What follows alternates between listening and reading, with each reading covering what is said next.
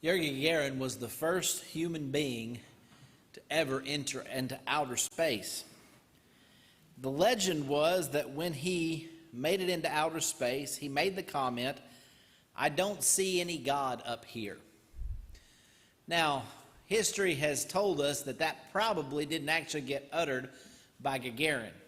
It was actually something that was used later by Khrushchev in one of his speeches making the claim, but it doesn't appear on the record.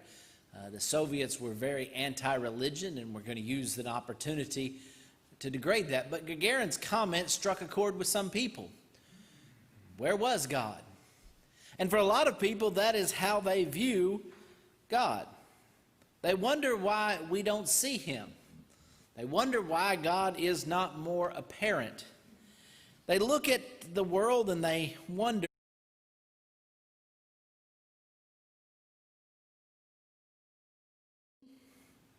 You know, it's not too dissimilar to what we see happening in Acts chapter 14.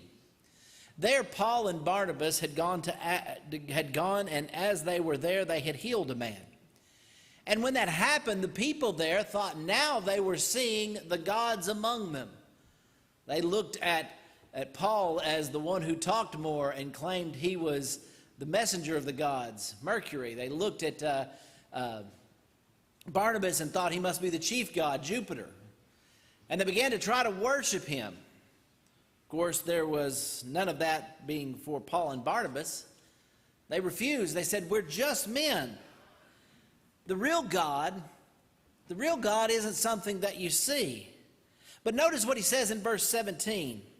He said, "And yet he did not leave himself without."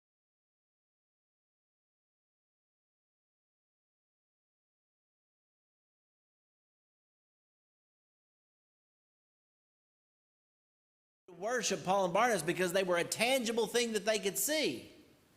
But they weren't God.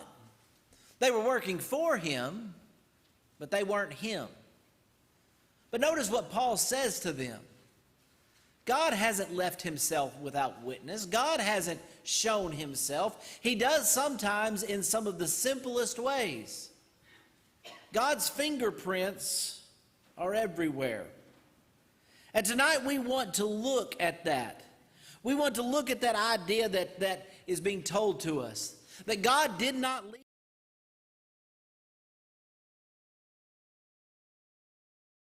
Has shown himself and his influence over mankind. And so that if we really look at the evidence, we can see that God has made himself evident. You know, when Paul and Barnabas were speaking to this men, it said that even with difficulty, they restrained the crowds from offering sacrifices to them. Sometimes it's because words don't always work. You know, we live in an age today of video, right? The video tells the story. But even in those cases, sometimes we don't see everything, right? Even if we watch the video, it may not tell the whole story. So what can we see that will help us get a complete picture of God? Well, tonight I want to look at some witnesses of God. Proof that God is real, that he exists, and he still has an influence over us today. See, the first thing that we can look at is what was mentioned by Paul. Paul talked about the rain itself, the water cycle, a part of creation that signals to us that there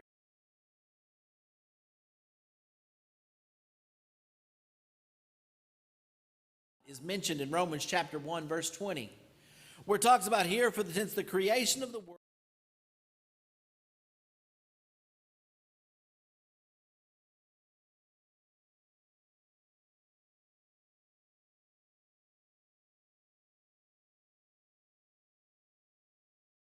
writes here as mankind wants to forget about God, dismiss God. All he has to do is look at the creation, and he sees that it signals, it tells the story of the Creator and how he works and what he does. We can even see the nature of God. We can look at creation and understand that something had to make it, something powerful, something important. But we also can see a little bit about how God operates. You know, Jesus would say in Matthew chapter 5, verse 45, that God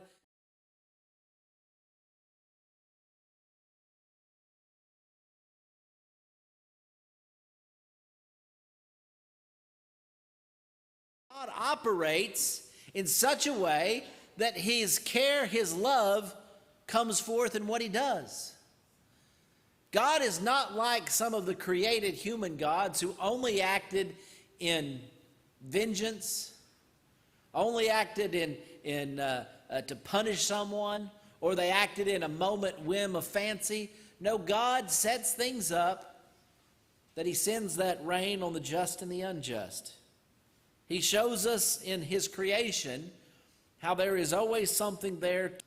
The rains from heaven, the fruitful seasons, filling us, giving us life, filling us with food and gladness. These are the blessings that come down from God.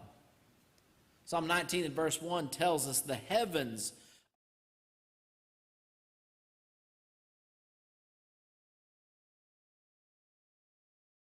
for a long time, man thought, when it looked at the creation, that things would just arise from nothingness. The scientific phrase was abiogenesis. In other words, that life came from nothing. They would look at things that were non-living and say that out of them came forth life. They would look and say, well, that's how it comes. But they didn't understand that life begets life, that there has to be a source of it. And as mankind began to advance, he began to realize that that must be the truth. But it's funny because we've almost advanced to the point where science would have us believe that all creation came from nothing. But something does not come from nothing. The creation is a painting that is signed by an author. When we look at the creation, when we look at how the world is balanced, when we look at the things that are in it, things as simple as the water cycle and the rain. You know, for all the amazing things mankind can do, you can't control the weather. How wonderful would it be if it rained and tomorrow it's going to be sunny? Farmers, there'd be a lot of people who would make plans knowing for sure, oh, this is going to be, but we don't have that kind of control, do we? But yet, we still seem to survive because it seems as someone is watching out over us. The creation is evidence of God. It's a fingerprint that shows us there has to be something more. But it's not just in the physical creation that we see this. We also see it in the realms of morality. Think about this. Where do right and wrong come from? Human beings, for all our diversity, for all our different places, have a very similar set of right and wrong. We have an understanding that there are certain principles that we should be, but also an understanding of certain things that we don't do. In other words, we know things are right. We know it's not good to steal or to kill or do all kinds of other things, but yet at the same time, we have a tendency to do those things. We don't want to be selfish, but yet we turn that way. So why would we even think that? If we're just a creature raised from the depths of the earth, if we're just an animal like all the rest of them, why does morality concern us? Psalmist tells us that in Psalm 36, verse 9,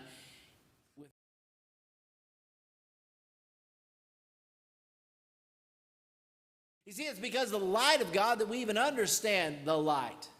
And here it's not just talking about a physical light, but a moral light, an understanding. You know, an animal will act according to its nature. An animal acts upon instinct. You see, we can train an animal to do certain things, and we can have an animal that will come to an understanding of certain behavior, right? Your dog will know that if it does what it's told, you'll feed it. You'll take care of it. But still, that dog is not ruled by reason and logic. It's ruled by instinct.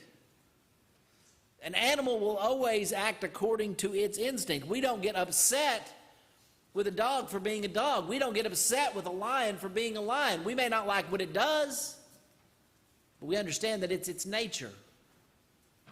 A shark attacks someone, we'll be upset by it. We'll want something done, but we understand that that's what a shark does. But a human being, we don't think that, right? When a human being acts in a way, We say it has a higher standard. Where does that come from? We act according to our nature, but yet we see it as wrong.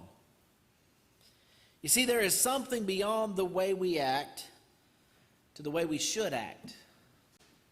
An understanding that our principles have to come from a different source. It's not just merely human beings acting however they want to act, because we don't act that way. It's not a sense of, well, that's just in our own self-interest, because it's not. Human beings innately, understandingly have a thought that there is something higher. Paul writes about this in Romans chapter 2 and verses 14 and 15. He says, for the Gentiles,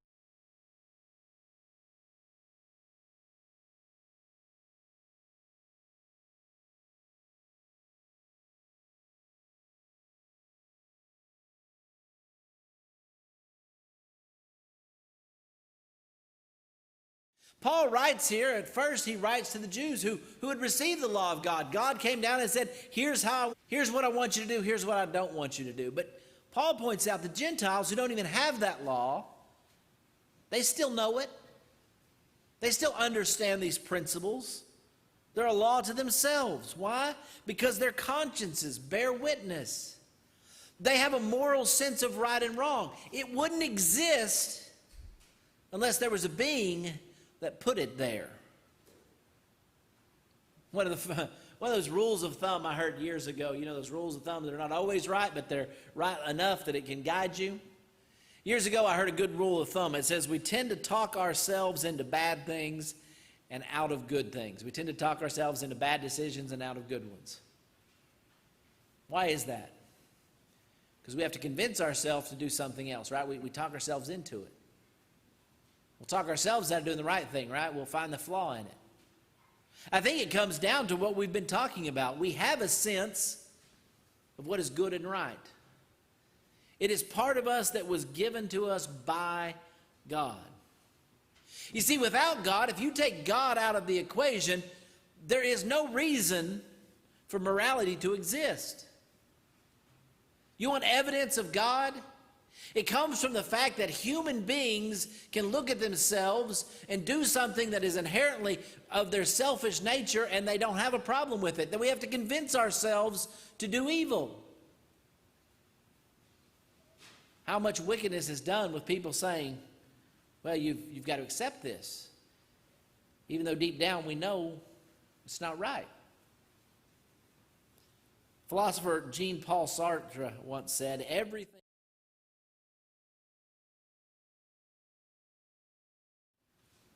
What was he saying? You remove God, and then all our sense of right and wrong, it goes out the window. You see, there is evidence of God that we have morality, that human beings have a sense of right and wrong, of what is decent and proper, and what is wrong and improper.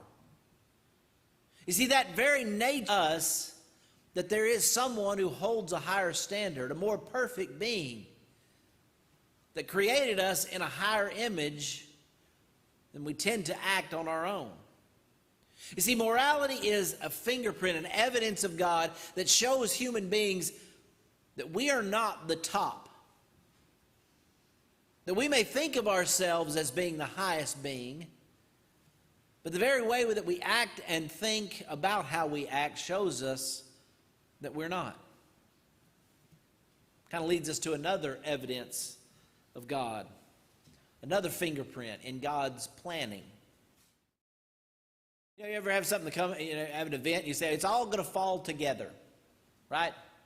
Oh, don't worry about it, it's all going to fall together. Well, we ever say the other way, it's all going to fall apart, right? What is the more natural of those things? All falls apart, right? Even when we say it's all going to fall together, usually it means we have all these things and we're not sure how we're going to get them all in, but we've made plans, we've had ideas, we've put it together, right? We just don't know how it's all going to tie in. But we don't just, wake up one day and say, I want a new car. I think I'll go outside and one will have assembled itself from nothing. No, we had to make a plan, right? Somebody had to build it. We had to buy it. We had to bring it home, right? It doesn't just all fall together. because we know there has to be an order, a structure. And when we look at our world and how things happen, it signals to us that someone was planning things. When we look at the events of Scripture, you see, many people would look at the Bible and say it's just another book of fairy tales. The tales of God are no different than the tales the Romans used to tell their kids, or the natives used to tell their kids, or people from whatever continent or whatever religion said about their origins. But you see, there's a fundamental difference, because those events weren't foretold, they were retold. They weren't talked about before they happened. Things came about and then we created to explain them away. But it's different with God, because God had things planned from the beginning. And we see in Scripture, God has foreshadowed things. You know, that was the Old Testament. How do they know a prophet came from God? How do you know somebody wasn't just staying up saying, hey, I speak for God, and they listened to him? Well, God gave them a test in Deuteronomy chapter 18 and verses 21 through 22. How will we know?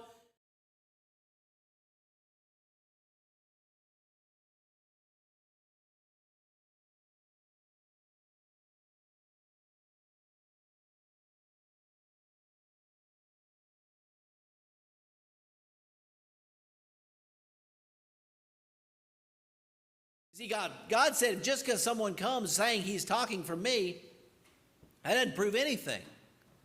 You wait and see whether what he said is going to happen. Lamentations 3:37, Jeremiah cries out, who is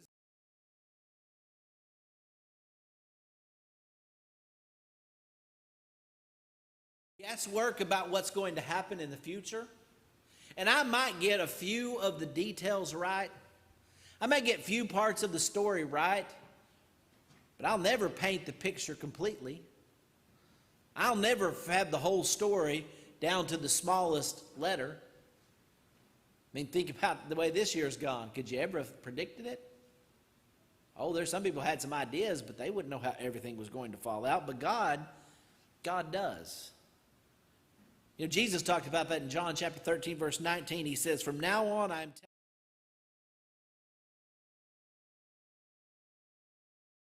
Jesus telling them, I'm telling you the events that are going to take place. I'm telling you what God's plan is for me, what's going to happen. Why? So later when you look back, you'll know I am really from God. You see, God's planning is that evidence.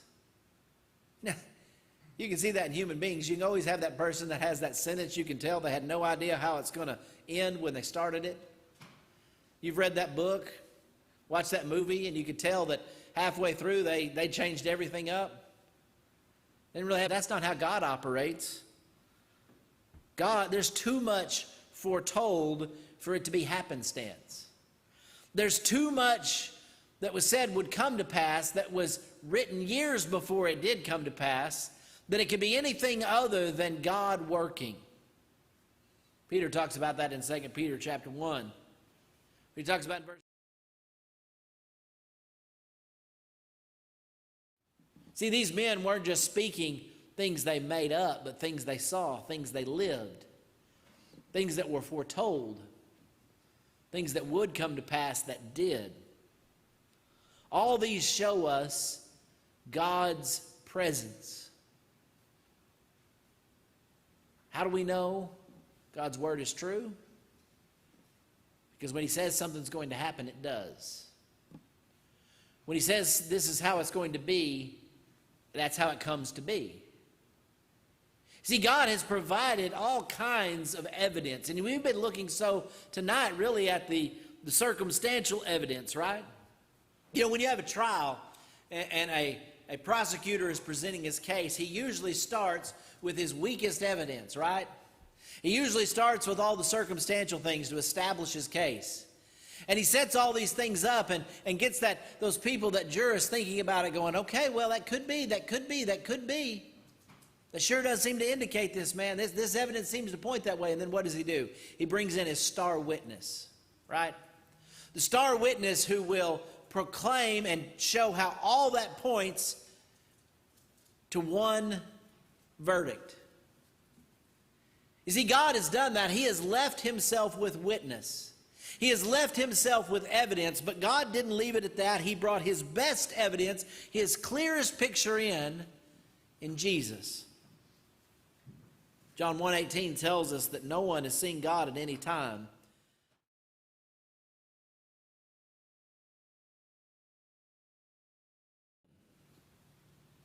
You see, God may be beyond us and unable to see. We can't travel into space and say, well, there's God, because God's too big for that.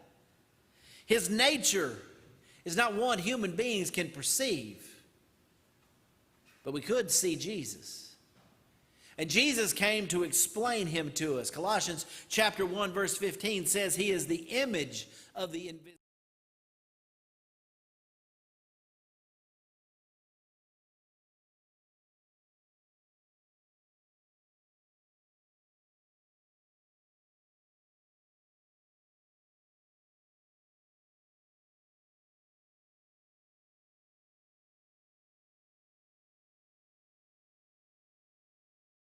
Came to be that representation of God, the image of God, the star witness, to prove to us that all the things that we were seeing, all the ways the evidence was pointing, was absolutely true. That there is a God and he does care about us.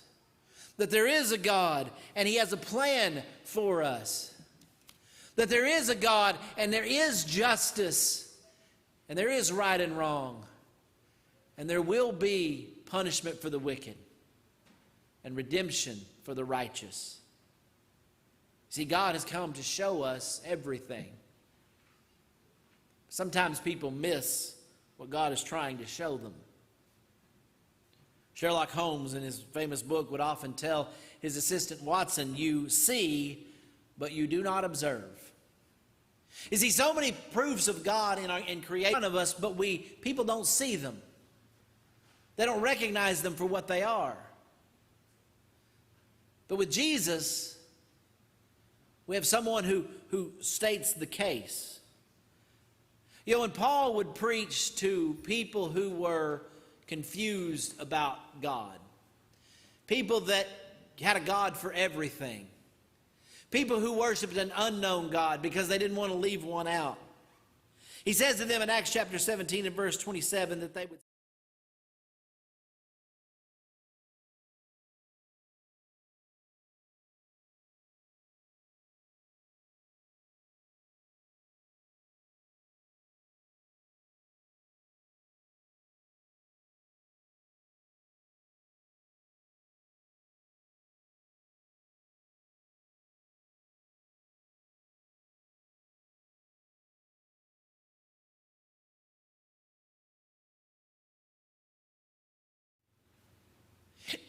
You see, God isn't hiding from us. He's right there, but we can't open our eyes to see him. See, many stumble around looking for something, looking to find God, and many times they come up with the exact wrong things. They make God in their image, the image of the world. They reduce the Creator down to a creation. They try to worship it. That's not what God is. If we truly want to see God, if we truly want to know God, then we learn through him, through his Son, who is his image, who explains him to us. And that God demands something. He demands a change. You see, because his very nature has instilled in us an understanding of right and wrong, an understanding that we have failed in. But yet in Jesus, he has given us hope, a chance at redemption, a chance to be made right. You see, it's in knowing him that we find God. You see, the evidence that God is there is overwhelming. God's fingerprints are everywhere. His creation